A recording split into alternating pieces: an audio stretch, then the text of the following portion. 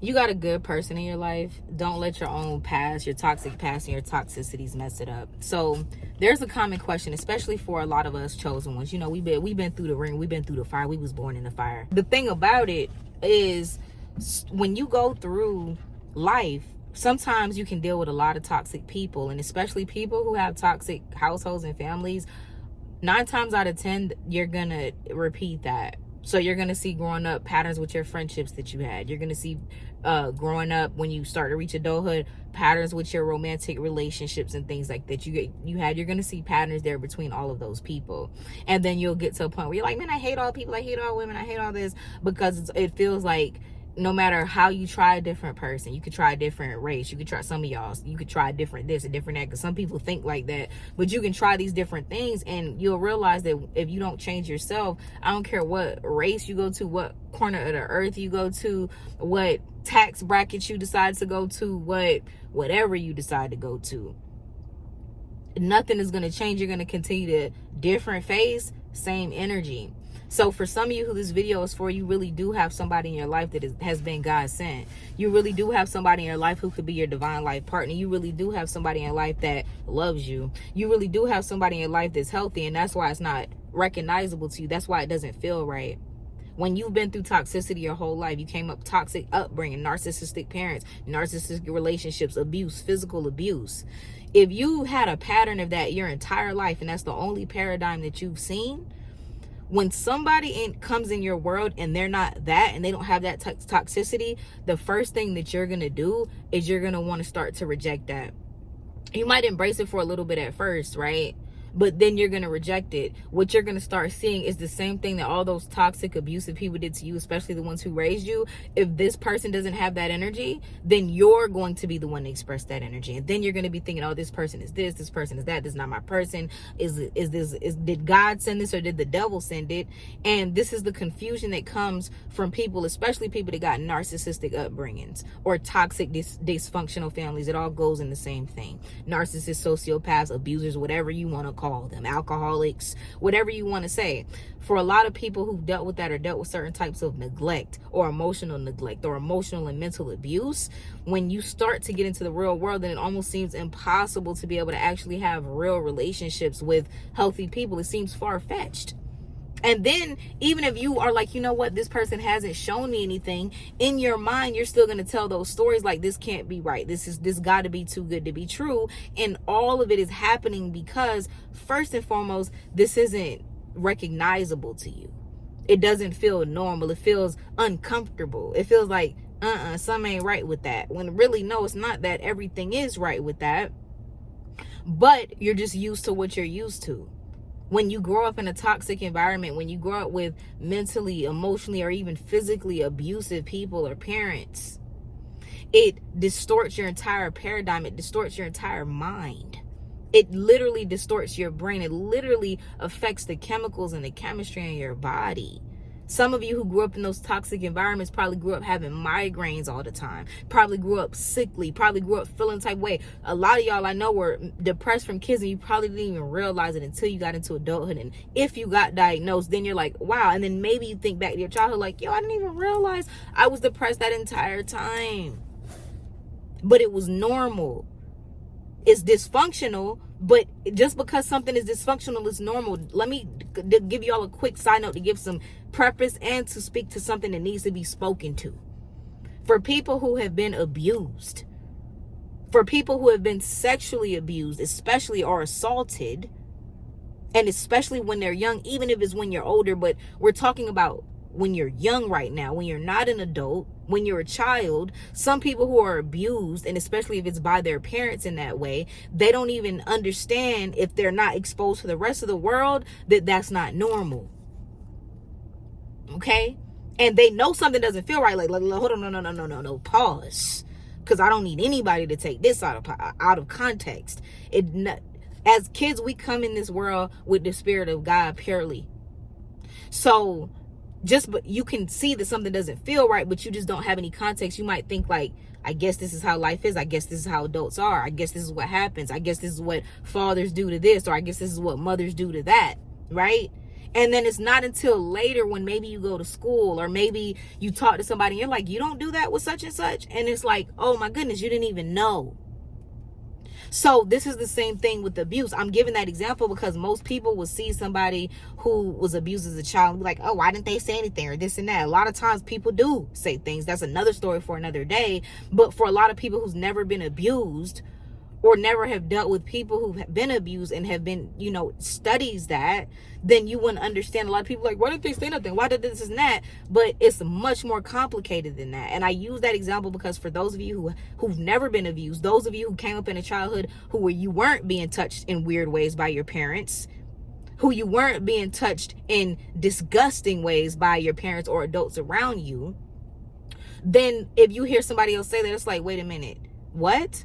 How didn't they say something? Because to you, that wasn't normal, right? But this is the same thing. Now take them out of the picture for now and put yourself in that picture and realize even if you wasn't abused in that way, and or if you were you things that we're used to, even if it's toxic, even if it's dysfunctional, that's what we're used to. There are plenty of women that I've heard, plenty of people that if they not getting hands put to them, if they not getting beat on, they feel like they're not being loved. These are the things. And even a lot of you, even if it's not to that point, you might feel like, you have to argue. If a person doesn't, go back and forth with you or fight for you or fight with you, then they don't love you. If they don't chase you, they don't love you. And again, a person that loves you, especially a man, he's going to pursue. Let's be clear that there's a difference between chasing and pursuing, but that's another video title for another day. But I just wanted to break that paradigm. I didn't want to stay too long on that because I have other videos where we are going to start talking about things like that. Many of us have dealt with many different forms of abuse, and I've dealt with every single form of abuse, just to be clear, to give y'all some context so y'all know. Okay? But even with that being said, it gets to a point where you have to realize this. Okay? And for some of you, this is an urgent prophetic message because don't dismiss somebody too early. This is making me think of a Lauryn Hill song where she was singing, she was like, it might not be what you want, but it's what you need, on the Miseducation of Lauryn Hill classic album. Top 5 albums of all times, of all albums, of all genres. The Miseducation of Lauryn Hill, which is a, spinoff of the Miseducation of the Negro. And read that if you haven't. Right? So, when she said that, and I remember even when I was younger, I used to hear that, but I understand exactly what she's saying. And for a lot of people who've been abused and things of that nature, and that's what you're used to, that's your paradigm, when somebody that's actually a good person for you comes in your life, the first thing that you're going to do is reject it. You're going to actually be repulsed by them. Just because it's not normal. Now, in your mind, you might think like, I want this type of person or this person to be like, and it's like, that's not how it works. The type of people that you're attracted to are always going to do you and give you the results that you don't want. And what I mean by attracted, we're not talking about physical. I'm not talking about if they're physically attractive or not. I'm talking about the energy. Even people that you think that you're physically attracted to, it might not even be that. Everything is energy. It's just a familiar thing. So for some of you, again, you're dealing with the person that God put in your life. This is a person that could be your husband. This is a person that could be your wife. But you got to give it time. You got to really pray and take time to heal, because this is so funny. Remember, we've been talking about this on Pretty Boss TV for a long time.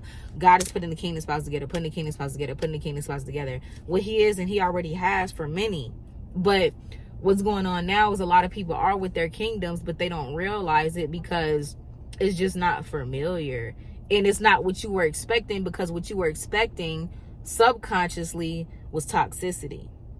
You understand what I'm saying? So I just wanted to drop that. I don't want to make this video too long because it's really a prophetic message. I can go deeper on this, and I will talk about these things on videos in the future. We're going to be talking about all the healing work. Consider Pretty Boss the hood psychologist, because I do that psychology minus the degree. You understand what I'm saying? It was only one way for me to heal. And by the grace of the Most High, he says, seeking you shall find. I sought the knowledge and I got the knowledge, and it did miracle signs and wonders as far as I could take it. And this is real. This ain't even me just saying that. And as I took it as far as I could take it and did everything I did, I got sick of it. I put my hands up. And when I put my hands up and said, look, I'm sick of this. I done did everything. I'm tired of doing these things and ain't nothing working. And I'm not healing all the way, and this and that.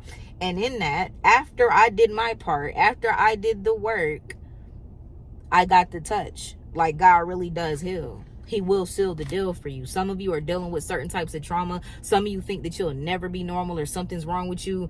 Trust me, baby, ain't nothing wrong with you. You are exactly normal compared to the circumstances that you were brought into. If anybody else was in your shoes, they would be the same way that you are.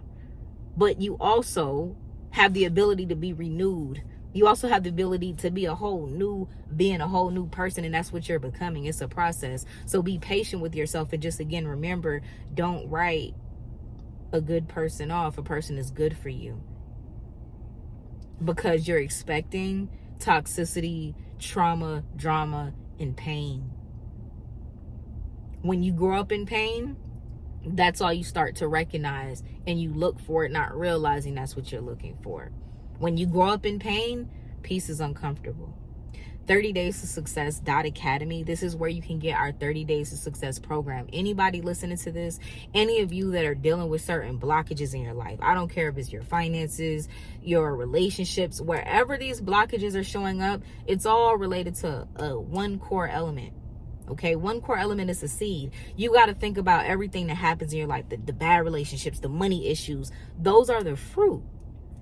And then you keep trying to change the fruit, but it keeps growing the same fruit, because that's not how we change the fruit. In order to address the fruit, we got to change the root. You understand? And that's what 30 Days to Success does. It dives beyond the conscious things, and it helps you to reprogram your subconscious mind in 30 days. And what you'll see is, for those of you who subscribe to the course, after you're able to do 30 Days to Success for 30 days straight, your paradigm is going to change, not only in terms of your habits, but you're also going to see that deprogramming starts to happen.